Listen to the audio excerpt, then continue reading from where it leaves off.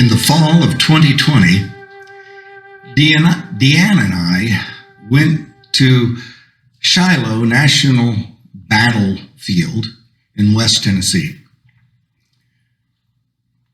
That's the scene of one of the pivotal battles of the American Civil War. It was fought in and around a tiny church named Shiloh, a name that ironically meant peace. I have found that if you ever stand on the ground of where a historic event has taken, well, then you never look at that event in quite the same way. You feel more part of it. On April the 6th, 1862, it was a dark night amidst of a thunderstorm, and under a large oak tree in the driving rain was the commanding general of the Union forces, Ulysses S. Grant. He was licking his wounds. He had been surprised by the rebel army that day. He was trapped up against the Tennessee River, and the future was very uncertain.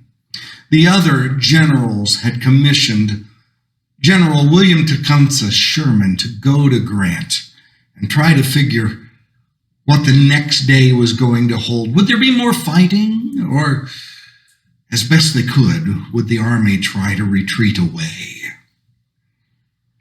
Grant saw Sherman coming, and Sherman began to say, "Well, Grant, we've had the devil's own day today." Grant looked up at Sherman with that ever-present cigar he was chomping, and he said, "Yep, but lick 'em in the morning." And everybody knew right then and there was going to be no retreat. Our American veterans very seldom retreat. This whole weekend we have honored the men and the women of our armed forces, and we do well to do so, to thank them for their service. They have never been defeated in such a way that we have lost our freedom. Honor to whom honor is due.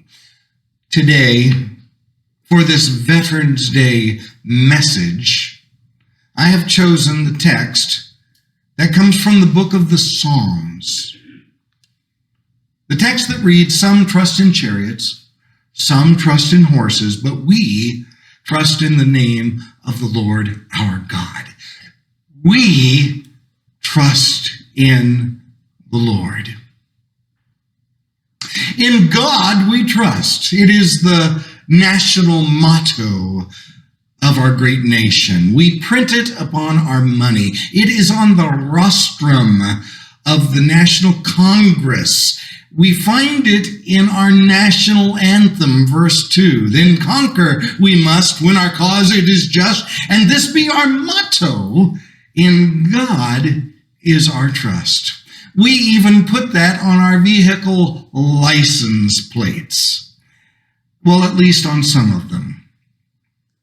I have taken to the habit of starting to notice which license plates have the motto and which ones do not. If you go out into our parking lot, you will find almost every car without exception has "In God We Trust." My grandchildren go to St. Mary's School. Every car there, with almost no exception, has "In God We Trust." But when my work takes me to ETSU or to some of our high schools or other public schools, you will find nary a single car that has "In God We Trust" on the license plate. And I think that may speak volumes Learning to trust in God is much more than a motto. It must become a way of life. This morning, there are 3 veterans that I think can teach us a lesson or two about trusting in the right ways. The first is General Ulysses S. Grant.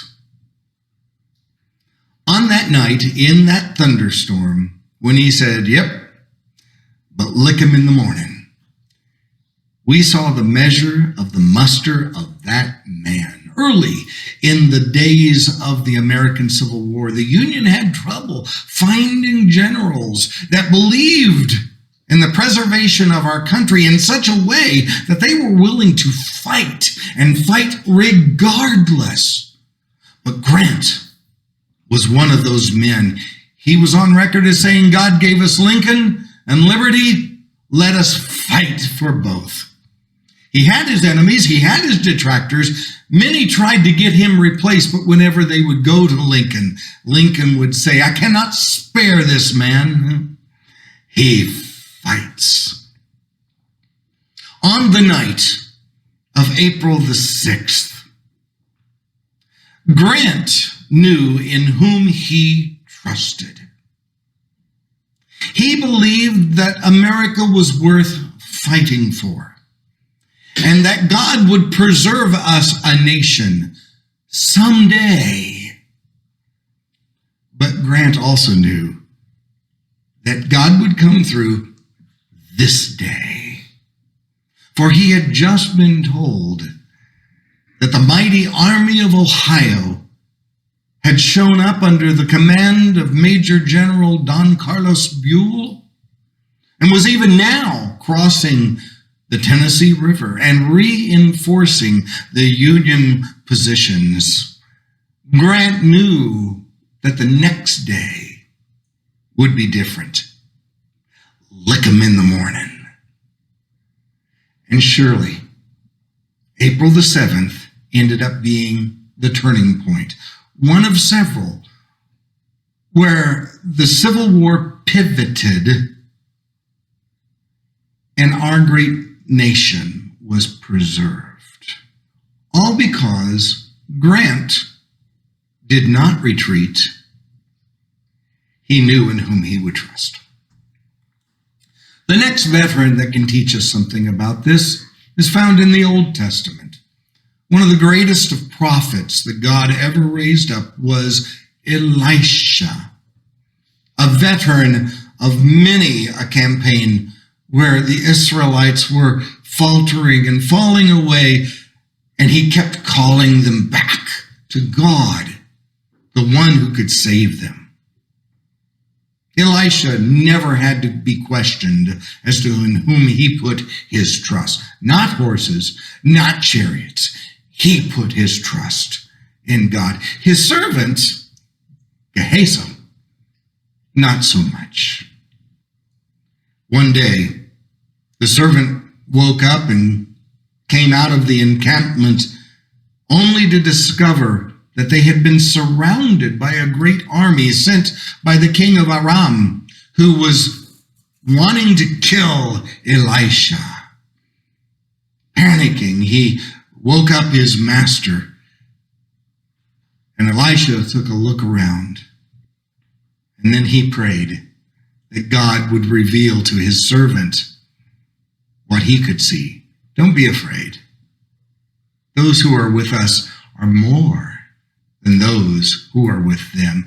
And suddenly they saw around that great army of horses and chariots was a far greater army of chariots and horses of fire that had been sent by God, and they were greater still. Elisha knew that God would come to the rescue someday, but he knew that God was coming this day. Do you? For the best veteran of all that can teach us is Jesus Christ himself, the veteran of the cross, the veteran of love. His favorite family of all had just lost the head of the household to death. And when Jesus came to the city limits, the sister of the man that had died rushed out to meet him. And Martha cried out, "Lord, had you only been here, my brother would still be alive." Jesus attempted to comfort Martha, and he said, "Your brother's going to live again." And she said, "I know he's going to live again someday at the resurrection." And Jesus said to her, "I am the resurrection. I will come someday, in a moment, in the twinkling of an eye. But I am here today." And the proof is that Lazarus was alive in just moments later. You and I are looking at the horizon. We are trusting that the Lord will come again someday. Are you aware that he is here right now, this day? You do not need me to articulate and detail how our culture and how our society seems to be sinking deeper and deeper into oblivion. And I encourage you, don't keep listening to Satan's noisy army, because they are the wags that tail the dog. And they're going to be defeated.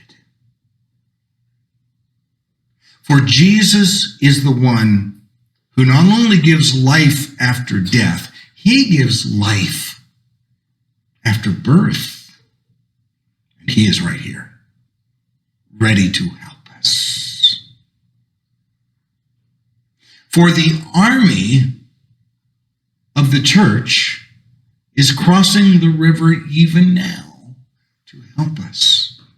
We are brothers and sisters in arms, encouraging us through these difficult times. The army of the fiery angels have surrounded us, and they are greater than anything you and I may face. But the greatest of all is our commander-in-chief, the one who stands before us this day with open arms, with nail-pierced hands. And he says, "I am the resurrection." Someday, this day, and forever. Do you know the Lord? If you have a decision to make, we'd love to help you with that. Would you stand as we sing?